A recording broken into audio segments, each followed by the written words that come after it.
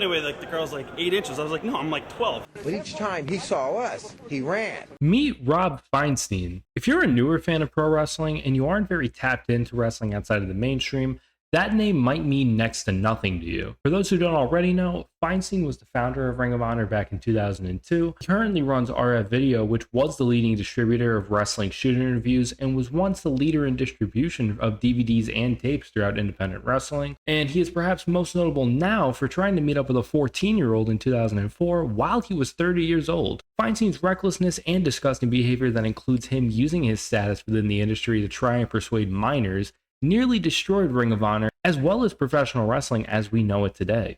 And that is what we will be discussing in today's video. If you do enjoy this video and you want to see more videos about the random stuff that comes in my brain in regards to pro wrestling, be sure to leave a like on this video and subscribe to the channel if you have not already. With that being said, let's get right into it. Our story starts in April of 2001 when ECW filed for bankruptcy. RF Video had been distributing ECW's content on home video for the longest at this point, and had been their biggest seller for the company since the beginning of their partnership.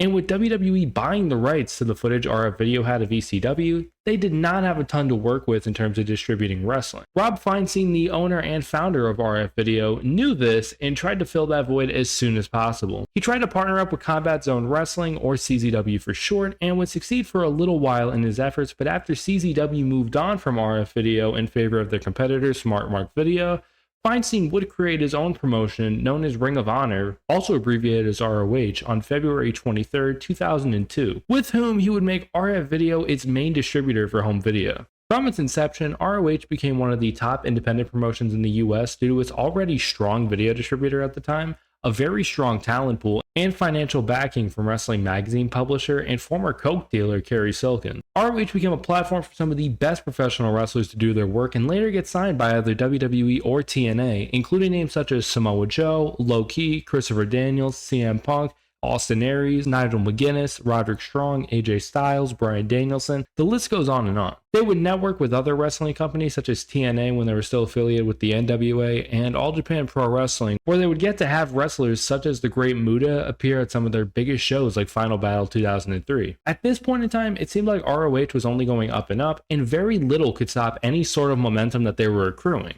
And it was then that the company got turned upside down. In 2004, WCAU-TV, a network affiliate for NBC in Philadelphia, teamed up with Perverted Justice, an organization who specialized in catching predators via internet chat rooms that have been featured on Chris Hansen's To Catch a Predator. Go ahead and take a seat. Take a seat right over there. Collaborated in an attempt to catch online predators in the act. In this instance, they used a decoy posing as a 14-year-old boy to enter an AOL chat room to catch Feinstein. There were plenty of chat logs to sift through, and in the interest of not making this video 30 minutes long, I will leave the link to those chat logs in the description and or the pinned comment for anyone who may be interested in giving it a look-see. The one that is most known and commonly mentioned when talking about the topic at hand shows Feinstein using the username RF Wrestling, seeing the message where the decoy states that they're 14 and replies with, and I quote, "LOL, I'll pretend you said 18," while also lying about his age as he said he's 23 when in reality he was around 30 years old at this point. This must be the type of riz that Velveteen Dream studied up on or some bullshit like that.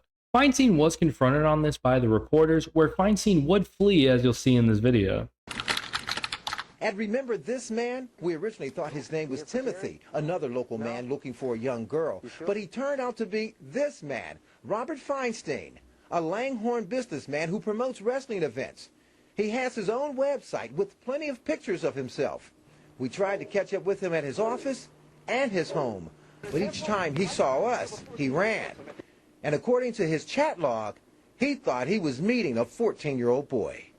Needless to say, this was a really bad look on not just Feinstein, but ROH as a whole. The gaps that were left once WCW and ECW closed down for those top spots in North America were almost anyone's for the taking. In hindsight, TNA was destined to take one of those spots, and it seemed like ROH's attempt to be that ECW-esque challenger brand was in dire jeopardy, and it's all thanks to the actions of its owner and founder. This whole incident would lead to many regulars for ROH dipping out of the company like Low Ki and Abyss following this, and TNA would end their ongoing talent share agreement with ROH out of fear that the incident would impact, no pun intended, their deal with Fox Sports at the time. 3 months following the incident, Feinstein would indeed leave ROH, and ROH would drop RF Video as a distributor in favor of just doing it themselves.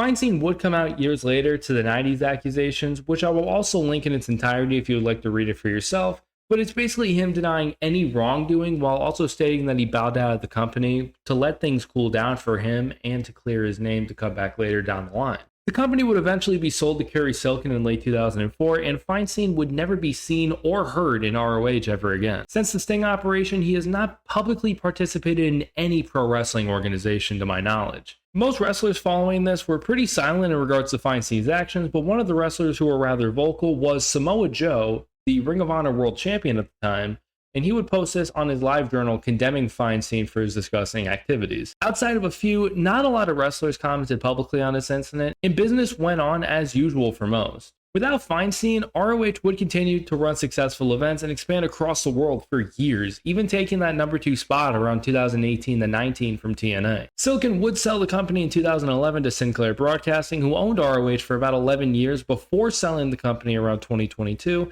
to AEW's founder and owner Tony Khan. ROH is responsible for a lot of the talent that you see currently on national television, whether that be for WWE or AEW, such as Kevin Owens, Sami Zayn, Seth Rollins, Hangman Adam Page, Adam Cole, Baby, Tommaso Ciampa, and the list can honestly go on forever. They even sold out Madison Square Garden in 2019 in collaboration with New Japan, even if that was off of the backs of the Elite, but then the Elite left to form AEW, but I digress. Even with the criticism that the current iteration of ROH gets from the fans that it's basically developmental for AEW, the fact that ROH still exists and is still a place for wrestlers to get a payday or to get extra reps is remarkable. Feinstein still runs RF Video and releases shoot interviews from time to time and sells the older ones that he's recorded, but with Smart Mark Video and Fight TV taking a lot of its traffic for video distribution, it's become the definition of a dead brand. Feinstein's name pops up here and there within the industry, including when he supposedly sold forged autographs of Roddy Piper the week of Piper's passing, or when he was in Cleveland for SummerSlam weekend and took pictures with many contracted WWE wrestlers, including Drew McIntyre, who CM Punk was feuding with at the time, and he would address the picture that McIntyre took on his Instagram shortly thereafter. In an industry where sexual deviance goes on for decades upon decades with little to no repercussions,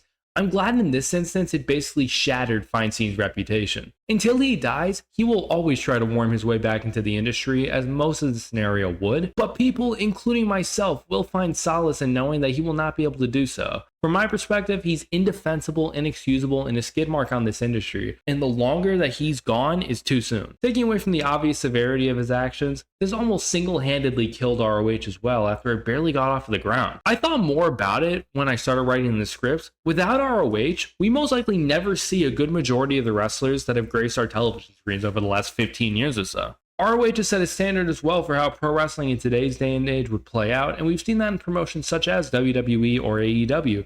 Hell, AEW is essentially a love letter to ROH and PWG, so you could say that probably never happens without ROH. If not for ROH, the landscape of professional wrestling today would be very different, and I think that would be for the worst reason. Other factors to include would be TNA's growth as a company, because a lot of the talents would choose ROH over TNA to work, and vice versa during the 2000s. I really do wonder, what would professional wrestling look like if ROH went down back in 2004? I'm so glad we never have to find that out. But yeah, that was Rob Feinstein and the man who nearly destroyed professional wrestling. What did you think? Feel free to let me know down in the comments what you thought about this video, as I look for all feedback, positive or negative. If you did enjoy, be sure to leave a like and subscribe to the channel if you have not already, so you do not miss out on any future videos.